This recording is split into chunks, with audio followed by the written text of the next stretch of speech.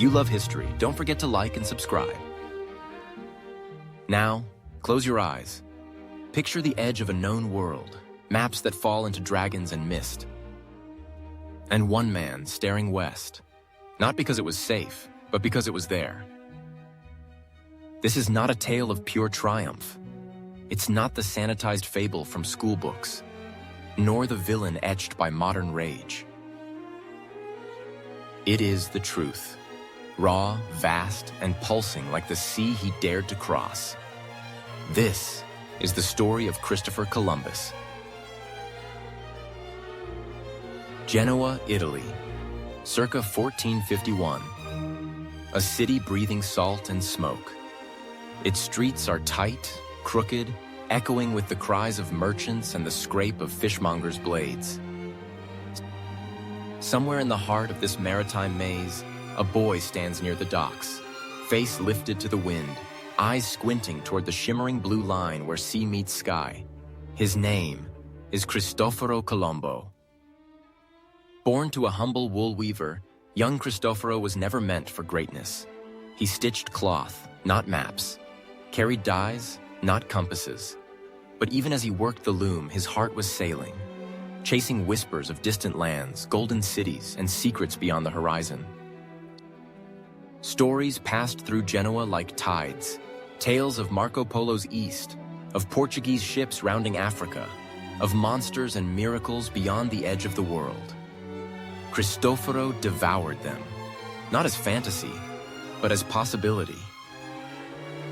He'd climb to the rooftops at dusk, watching sails disappear into the pink horizon and whisper to himself, "Someday, that will be me." As a teenager, he found passage aboard merchant ships, working as a deckhand. The sea became his tutor, stormy, cruel, but unforgettable. He learned to read the stars, to chart courses by instinct and breath, to smell land in the wind. But one journey changed everything. Somewhere near the Portuguese coast, his ship was attacked by French privateers. The vessel went down in flames, splinters, screams, black smoke rising. Columbus, wounded and waterlogged, clung to debris and swam for his life. He washed ashore near Lisbon, half dead, but reborn. Lisbon in the 1470s was the center of maritime ambition. Maps were evolving. Compasses were whispered about like sacred relics. The Portuguese were pushing the limits of navigation, and Cristoforo, now calling himself Christopher Columbus, drank in every detail. He found work as a chart maker. Day by day, he copied coastlines and imagined the blank spaces filled with wonders. But he noticed something, a pattern, a curve in the known world. The thought took root. What if, instead of sailing east around Africa, one could sail west to reach Asia? People laughed. Sailors scoffed. But Columbus began to gather pieces. Reports of driftwood from unknown lands, strange currents in the Atlantic, birds flying west far from shore. He began to believe, not just in a new route, but in destiny. Still, belief alone doesn't launch ships. He needed backing, and he had none. No title, no noble blood, no fortune, just maps, dreams, and an obsession burning like a lighthouse in a storm.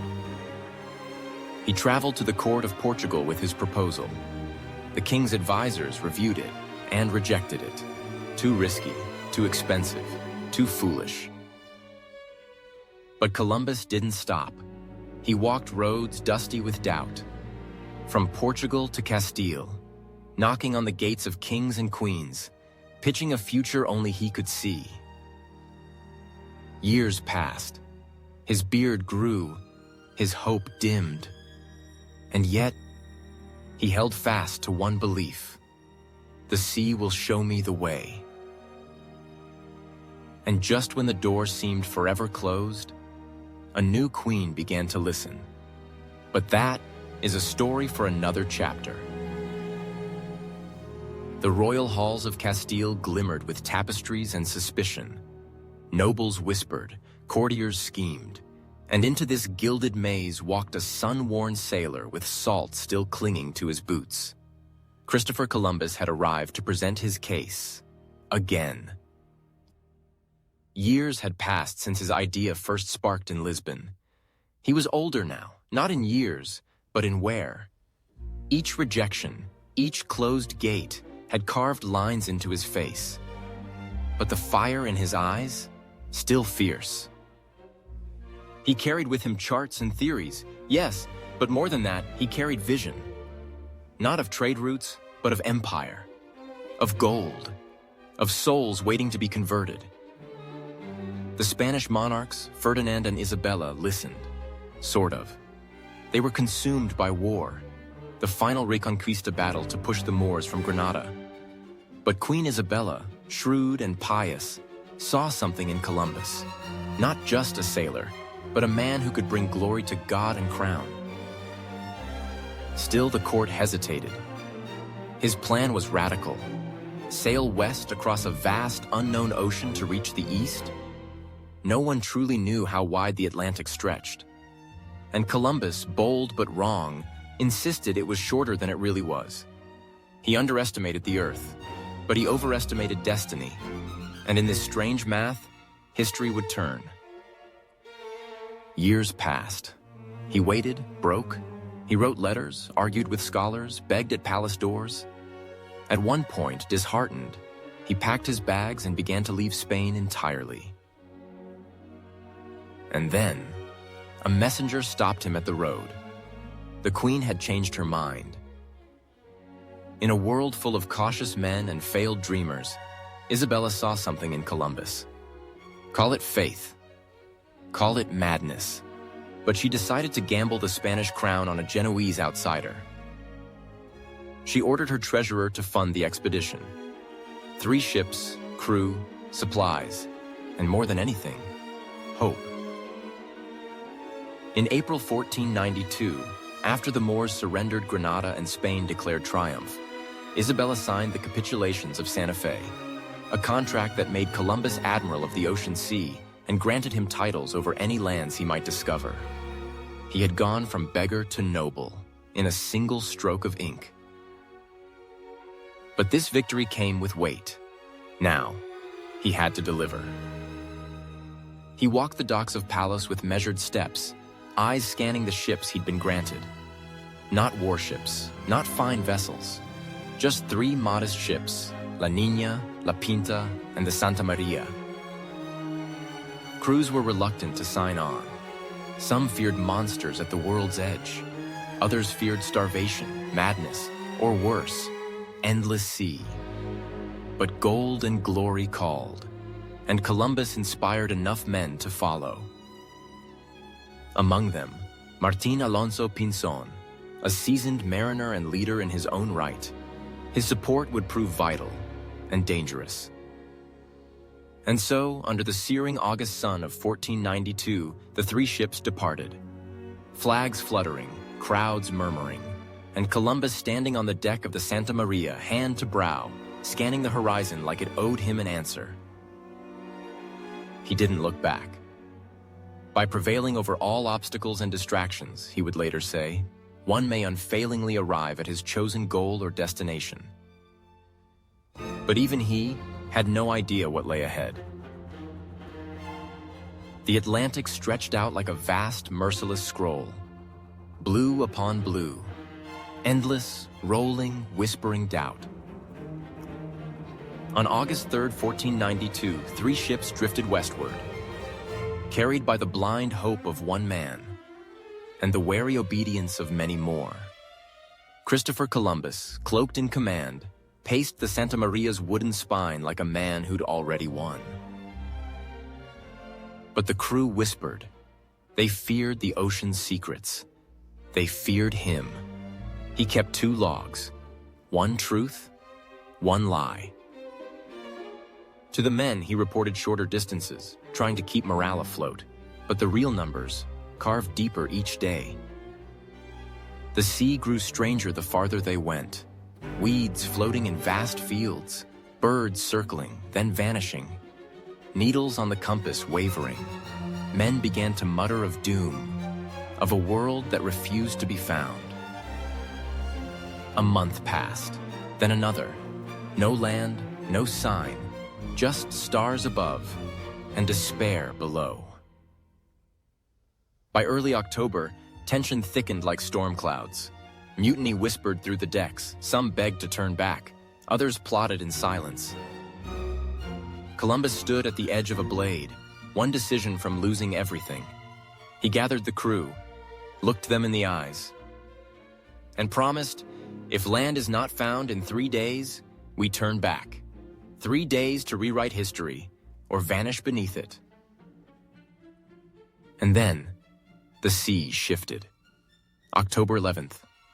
Branches, carved wood, a reed, a stick.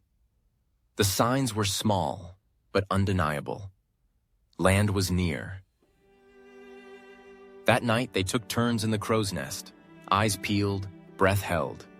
And just before dawn, a cry shattered the silence.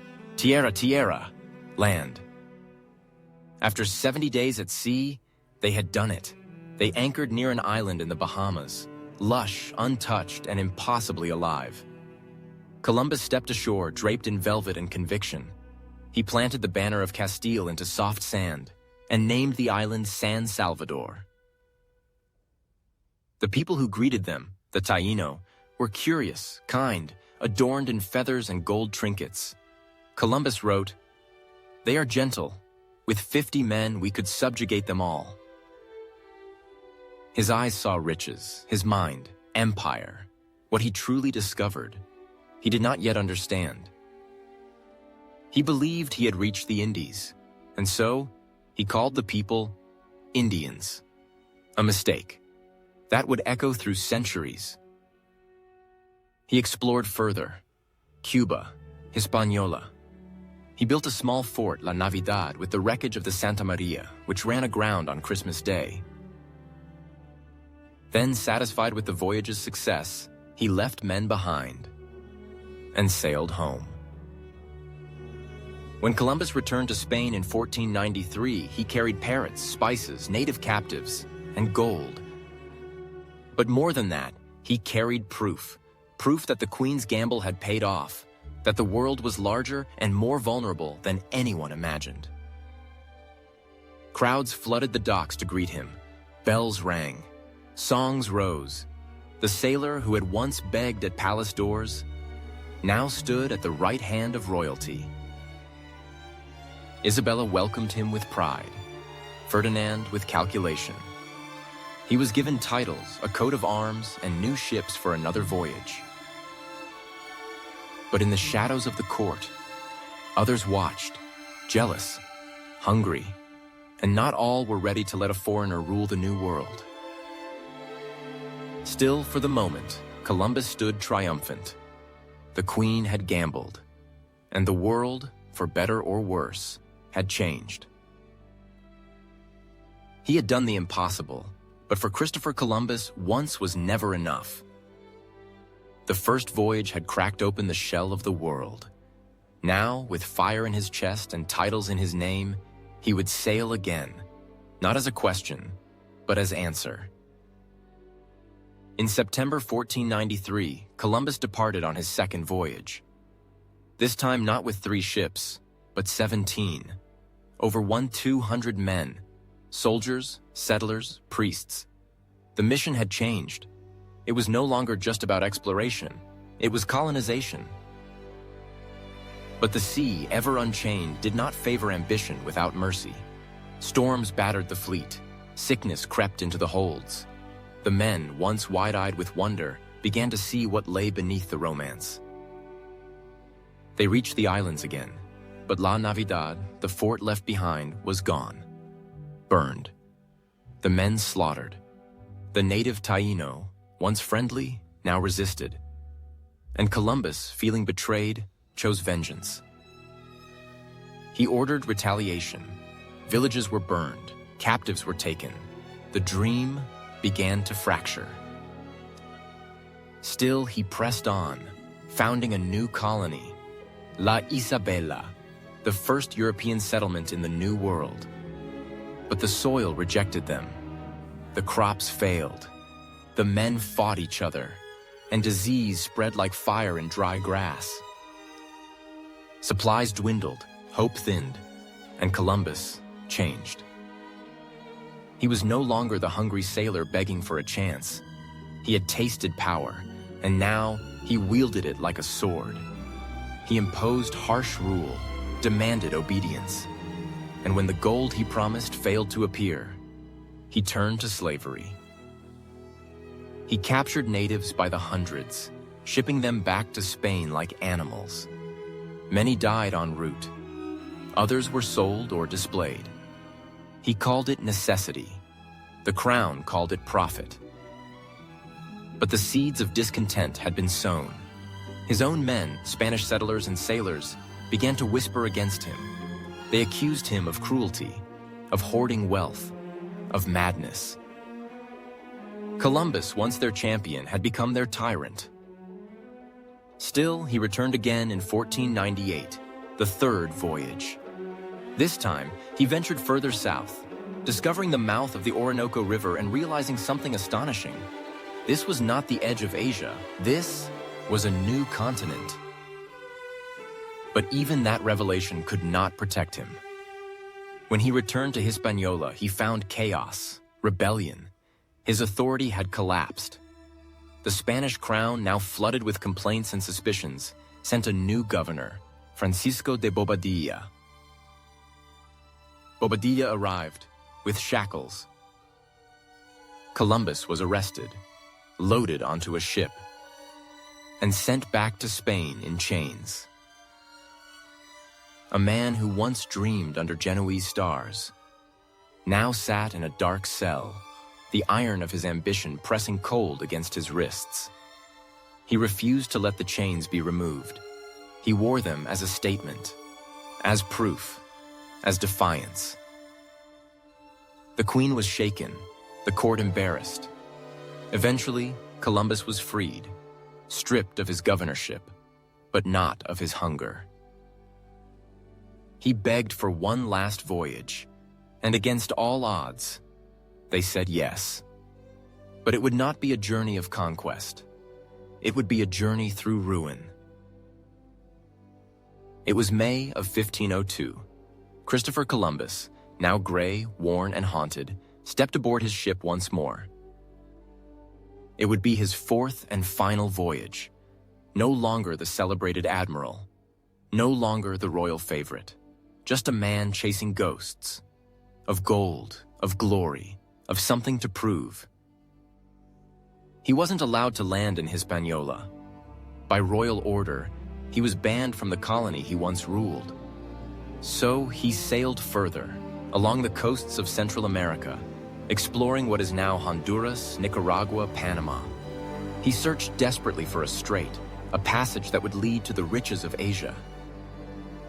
But there was no passage, only jungle, storms, and silence. In Panama, he glimpsed the Pacific for the first time, an ocean he would never cross. His ships were rotting. One was lost in a storm. The others became riddled with holes, battered by rain and termites. By 1503, he was shipwrecked on Jamaica, stranded, forgotten, surrounded by men who barely trusted him. He sent messengers by canoe to Hispaniola, begging for rescue. For a year, he waited. In that time, food ran low. The native people grew wary. His own men began to turn on him. And yet, even shipwrecked, Columbus played the stars like a violin. He studied the heavens. He saw an eclipse was coming. He gathered the island leaders and declared, "The Christian God is angry. Tomorrow he will blot out the moon." And the moon, right on cue, turned red and vanished. Terror spread. Supplies returned. He had survived. With nothing but a sky chart and sheer will. Finally, in 1504, rescue came. He returned to Spain sick and broken, the voyage a failure, the man a shadow. Queen Isabella, his greatest patron, was dying, and the world had moved on. He died 2 years later, in 1506, at age 54, No state funeral, no golden crown, no great monument, just silence. And yet, in that silence, something began to grow. The world he helped uncover changed everything. Maps were redrawn, empires were born, continents collided, trade, disease, religion, war, the Columbian Exchange, the vast transfer of people, plants, animals, and ideas rewired the planet. Millions would live, millions would die, and it all began with 3 ships, a mad dream, and 1 man staring west. Today, Columbus is a name carved into cities, holidays, textbooks, and protests. To some, a discoverer. To others, a destroyer. But the truth? He was neither saint nor monster. He was a man, flawed, driven, consumed, who cracked the horizon open and changed the world forever. And perhaps that's the weight of legacy, to be remembered not as who you were, but as the storm you left behind. There are stories that end in triumph, others in tragedy, and then there are those that end in uncertainty. Christopher Columbus died in 1506, still believing he had reached Asia, still waiting for titles and wealth he was promised, still dreaming of voyages never taken. He died without knowing what he had truly done. He had not found India. He had not found the East. He had stumbled upon a continent unknown to his world, a bridge between civilizations, and a trigger for their collapse. The years that followed painted him in shifting shades. At first, a hero, the man who expanded the map, who proved the globe could be crossed. Then, an agent of empire, used by kings and queens to justify conquest.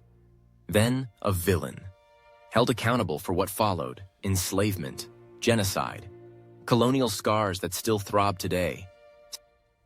Statues were built in his honor and torn down in protest. He became not just a man, but a mirror.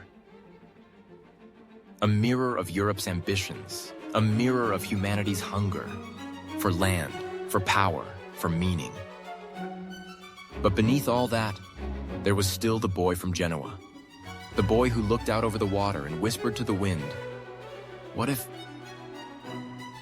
He wasn't the first to reach the Americas. Vikings had touched the northern coast centuries before. He didn't discover a land untouched. Millions already called it home. But he linked the hemispheres, for better, for worse.